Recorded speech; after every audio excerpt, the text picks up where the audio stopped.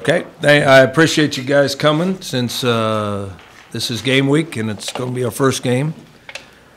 I'm sure our players are really excited about getting ready to play because I think they're tired of training camp and I think they're tired of practicing. I think they want to play. As a coach, I'm pretty nervous about the game because we were in the same situation last year playing a 1AA team. I know that's not the official word that they use. It's their definition is something different than that, but they are plenty good enough to beat us. They have an outstanding quarterback coming back, and the name of the game nowadays is quarterback. They have 4 starting offensive linemen coming back. They have a couple, 3 really good wide receivers coming back. On defense, they lost quite a few guys. I think they lost 6 starters on defense, so they'll have to replace those guys. But they're plenty good enough to beat us if we don't play well.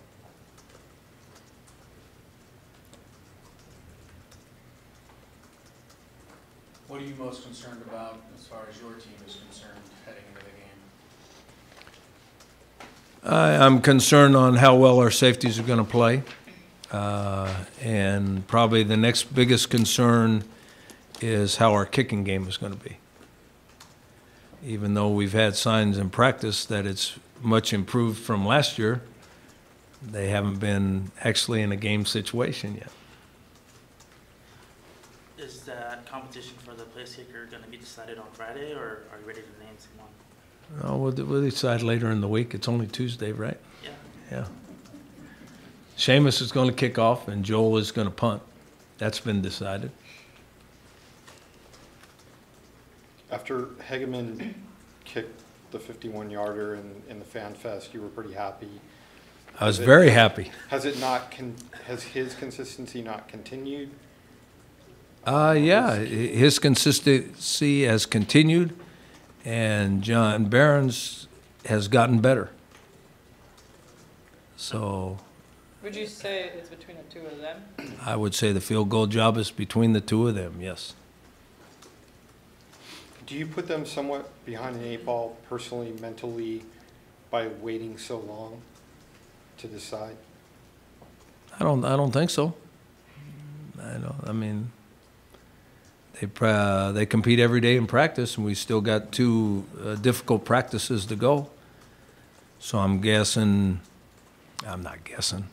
On Thursday, they'll know who's kicking in the game after the next 2 days of practice. Coach, what about your linebackers? You have Micah Sdsu slated as the starter. Are you going to start him, or is there a chance that Derek Largent could get back? No, Micah's starting. Is that just because Largent has been hurt, or? I mean, hopefully Derek will be ready to play. He's taken reps in practice, and he's been cleared to play. I don't know if he's completely 100%. Josh Gavert's the same way. He's been taking reps in practice, and he's been cleared to play, but I'm not sure he's 100%. They don't look 100% at practice, even though they're taking reps. And they've missed a ton of practice, and Micah hasn't missed 1 snap of 1 day. So do you expect Largent and Gavert to play at all in the game? Yeah, no, they're going to play. How much they can play is yet to be seen, huh? What have you seen out of Micah this camp? I think he's matured as a player. I think he understands the scheme better. He knows where to line up. He knows what to do. I think he's got a long way to go before he's considered a great linebacker, but he's got some natural ability, and hopefully he'll show he's a great linebacker on Saturday. When he came in here at first, what did you see out of him? Well, in high school, you saw a world of potential just because he's a big guy that moves around really well. The high school level of competition wasn't at the top level. And I think that it's been a little bit of a shock to him on how good the athletes are at this level compared to what he played in high school. And I think he's still adjusting some to it. How about defensive line, Rocky? It's kind of, for us on the outside, it's a little bit hard to determine when we're just watching practice how things are going. How are you feeling about the defensive line? I think that's the strength of the defense right now. I thought it was going to be the front seven, obviously.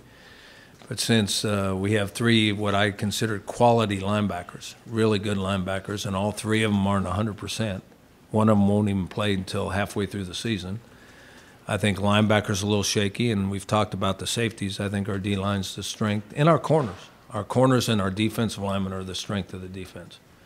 We've got good depth in the defensive line. We're bigger than we've been. They've been performing good in practice. So that's the strength of the defense right now. Compared to last season, how do you feel about the offensive line overall heading into the season opener? I think the offensive line's better than it was last year. We're obviously bigger. Experience-wise, it's about the same. When you consider all the guys that are starting, it's about the same as last year's group was. We're bigger, and I think we're stronger, and I think we're a little more aggressive. And that's probably because they all understand the offense a little bit better. It's easier to be aggressive if you understand what you're doing. Where did Slater make the big jump from the first time he put the helmet on? He was like we're talking about Micah. When you come from junior college, you might have all the athletic ability in the world, but you're stepping up in class. You're playing against bigger, stronger, faster people. The game's faster. And some guys take a long time to adjust. Some guys adjust overnight, and he was about normal. Went through all the way through spring practice and probably about half a training camp before he was able to match the speed that he was playing against. Talk about your offensive line. Do you not include your fullback in that in terms of your run blocking? And how concerned are you trying to replace Chad Young, who was great for you the last couple? I don't think you ever replace a guy like Chad Young, but we've Adam Roberts has been moved from tight end that understands we'll play both tight end and fullback. And he's a quality athlete that is a good football player. We have a walk-on fullback named Dakota Gordon that if you see him in uniform, it almost looked like Chad Young is still out there. And he has a similar mentality to Chad.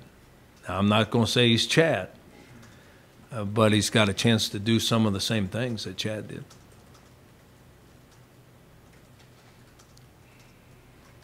Coach, speaking of, you mentioned how safeties are concerned. One guy, Pierre Romain, he's not listed for the first team, but he's already with the second team.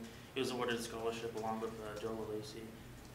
What was that like being able to award them? Because I'm sure they've been wanting one for the past few years. Well, that's I mean, there's a lot of good things about my job. There's a lot of bad things about my job too, but probably the most fun thing in the world as a head coach is to give a deserving walk-on a scholarship. Now, because we're in modern times and using social media, I think it's out there. I think we filmed it. And to see the excitement of the other players on the team when you give a walk-on guy that they respect a scholarship is something special. Usually it's been reserved for the team, but I've given in, and it's out there. If you want to watch it, it's really fun to watch. Have you seen it? Yeah. Kevin McGarry, he has an account. Pretty cool, huh? Yeah. Yeah. That's been going on for years, but I guess finally people are going to see it. Coach, how many running backs do you think you guys will use in the game? 4? All of them? The listed? I think all 4 of them will play in the game, yes. Do you have like Do I think all 4 will carry the ball? I'm not saying that. So how many will you use at running back? No, I think all 4 will be in there at running back. But there are times you're in there that you don't carry the football. There's times you're in there for pass protection. Sometimes you're the best screen guy. Sometimes you're the best guy out of the backfield. So do you have at this point designated different roles for these guys? How does that work? All those guys do something better than the other guy does. Do you say what they are? No. Lucky, when I talked to Lucky, he said he loved to pass block. Have you seen that in practice, that he loves to do that? Or is that just a running back talking?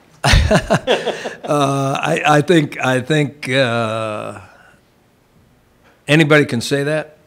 Right. I think when you see them actually do it, they prove if they love it or not. And I say that he's a pretty good pass blocker. The one that'll shock you is DJ Pumphrey is a great pass blocker too.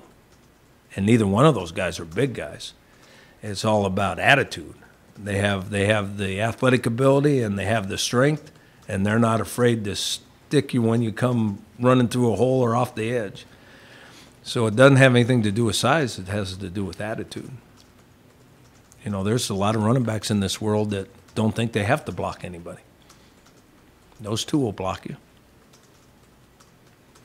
Do you think, you've talked about how young and raw the receivers are, but overall, do you think that this has the potential to be a better offense with who you have out there now? I think, I believe we're going to be a much better offense. And because I think we're going to be good from the start of the season. And I think we have talented players. I already mentioned the offensive line. I think the offensive line's play better, and I think we've got some talented skill guys. Then we're going to get down to the X factor. I guess it's the X factor. Nobody in this country in football moves the ball anymore or scores points without a good quarterback. If you don't have a good quarterback, it doesn't matter what the rest of those guys can do. For some reason, it's become more and more important as the years go by. And we have an experienced quarterback that had a good year last year, and he's going to have another good year for us to be good on offense. With your offense, based off what you watched on film of NAU and their defense, what sticks out about them? I know they lost a lot of guys. They have a good linebacker. They have a really good linebacker, and they have a really good defensive end, and they have a really good corner that are back from last year. Okay, they lost a couple 3D linemen. They lost 2 linebackers.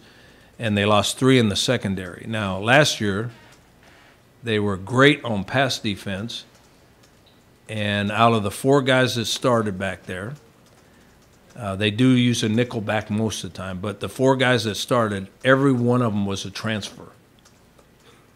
Well, now you look at their 2 deep, and besides the corner that is back, 2 of the other 3 starters are transfer guys. And last year they were 1-year transfer guys. They played 1 year at Northern Arizona, and they were one of the best pass defenses in the country. So I don't know how good these guys are that are transferring in, but they're using the same formula. Aside from Ruffin and the fact that Judge played well at the back end of the schedule last year, any of those other young kids taking a step up to the point they're trustworthy? Lloyd Mills has had a great camp. And if we were putting 3 wide receivers in the game, he'd be the 3rd one if we're in that personnel grouping. In the slot or Ruffin in the slot? There's no telling where they're going to be. Ruffin's going to be in all the different spots. So that when he goes to one of the different spots, that means they have to move, right? So most of them are going to be playing in different spots depending on the scheme at the time. Because of the rules, is it almost impossible now to have a dominating defense, like one that holds somebody to like 9 points a game for a season? You know, I mean, I'm looking at last year, you guys averaged 30 points a game, gave up about 30 a game, and that's college football, it's pro football. And we were second in our league in points given up, and we were second in our league in total defense. Yeah. And we gave up almost 400 yards a game and gave up 30 points a game, and we were second in our league. Yeah. So is it gone? I mean, is it long gone? I think it's gone for most people. I think you have to have a dominant defensive line. If you can put 4 guys up there that dominate the line of scrimmage on defense, you're still going to play really good defense. But I have been watching the NFL on TV. And if that's the way they're going to call the game, we might as well play 7-on-7. We might as well play Pascali. I mean, there's not a play made by a defensive player. Nah. When I watch those NFL games right now, if they don't change when the regular season starts, there's hardly a pass play where a DB's within 6 inches of a guy that there's not a penalty called, which means to me that they want you to let them catch it and then tackle them. And don't tackle them too hard either. Happened in your scrimmage too, remember? Right? Yeah, I mean, It's a trickle-down effect. I'm sure that in college they'll feel like they should call it that way too. And I think it's boring football, if you ask me. So the NFL better watch out. People don't want to be bored. Coach, what's the status of Christian Hayward? He's progressing well. I think he'll play sometime in the first month of the season, I think.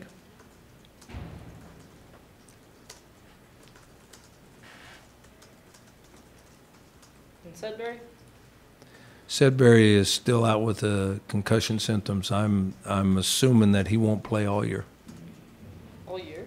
Yep. Has he had concussions before? He says he has.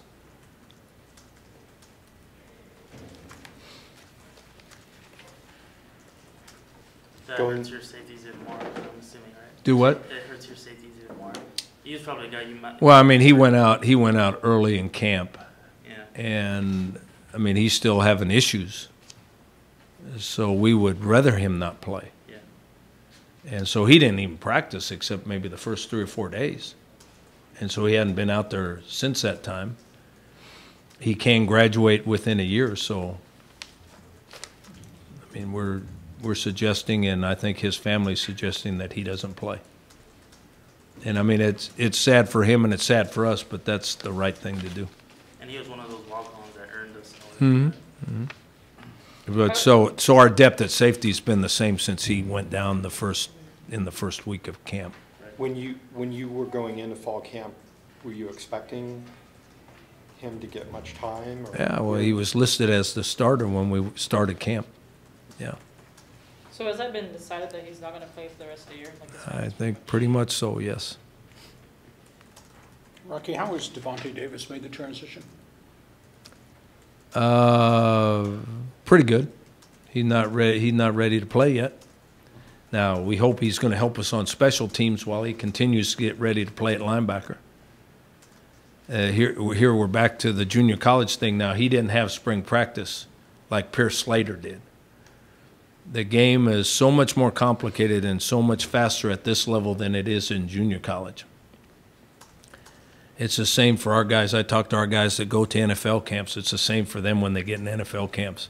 It's so much more complicated and so much faster, it makes it really difficult on them to adjust. And that's what happens with junior college players too. Now, hopefully in 2 or 3 weeks, he'll be ready for prime time. It's the same with redshirt freshmen and freshmen. Sometimes you have to put them in there and they're not worth a darn for about 4 or 5 weeks, and then all of a sudden they adjust. And what is the status of Hayward? Probably going to play in the first month of the season sometime. I wouldn't say that he's not playing in the first 2 games. Hopefully he'll play in the third. That's our hope. That hasn't been told to me for sure, but that's our hope. You talked about how it's, redshirt freshman, sometimes it takes them a while. But I guess of all the young guys that you've had in camp, any particularly kind of stand out to you as having caught on to the learning curve quicker than others?